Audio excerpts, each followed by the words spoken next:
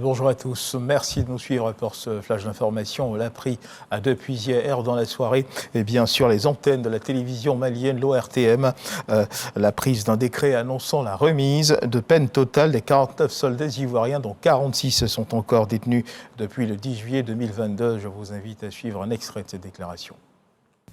Au nom de nos plus hautes autorités, j'ai l'insigne honneur de délivrer le communiqué numéro 043 du gouvernement de la transition, communiqué dont la teneur suit. Par décret numéro 2023-002-PTRM du 6 janvier 2023, Son Excellence le colonel Assimi Goïta, président de la transition, chef de l'État, a accordé sa grâce avec remise totale de peine aux 49 Ivoiriens condamnés par la justice malienne pour les infractions suivantes. Crimes d'attentat et de complot contre le gouvernement, d'atteinte à la sûreté extérieure de l'État, de détention, port et transport d'armes et de munitions de guerre ou de défense, intentionnellement en relation avec une entreprise individuelle et collective ayant pour but de troubler l'ordre public par l'intimidation ou la terreur.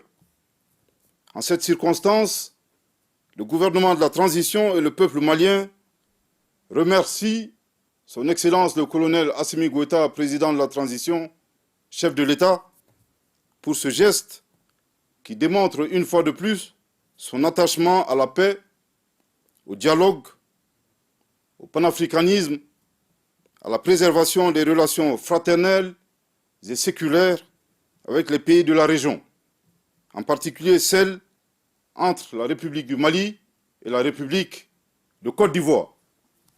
Et dans ce flash d'information, retour sur la présentation de vœux de nouvel an au président de la République, Alassane Ouattara. Ce qu'il faut retenir, c'est que les préfets de région, les élus locaux et les représentants des partis politiques ont sacrifié à la tradition. Ils ont pour la circonstance invité le président de la République à poursuivre ses efforts pour garantir à chaque citoyen un mieux-être. Nous y reviendrons dans nos prochaines éditions.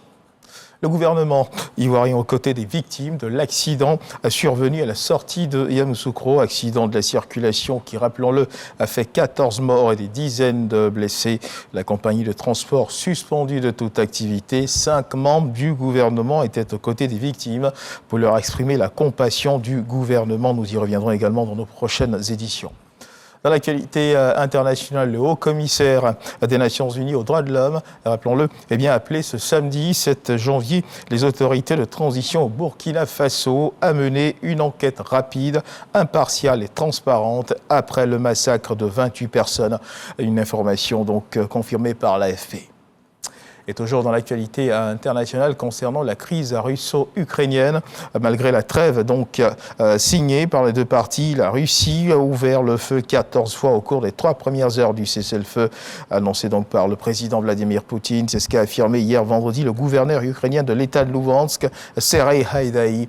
Les forces de Moscou ont également tenté de prendre l'assaut d'un des villages libérés de l'Oblast et de Luhansk, toujours selon le gouverneur de cette province. Et on termine ce tour de l'actualité internationale avec les États-Unis. Après 4 jours de débat et 15 tours de scrutin marqués par de très vives tensions dans les rangs républicains, la Chambre américaine des représentants s'est choisi un président de la nuit d'hier à aujourd'hui, le républicain Kevin McCarthy. Après un moment de forte tension, un 15e tour a été organisé. Kevin McCarthy a été élu le président américain. Joe Biden a néanmoins félicité Kevin McCarthy, l'appelant à gouverner de manière responsable et dans l'intérêt des Américains. Voilà qui marque la fin de ce flash d'information. Merci de nous avoir suivis. Je vous retrouve à 13h pour le journal.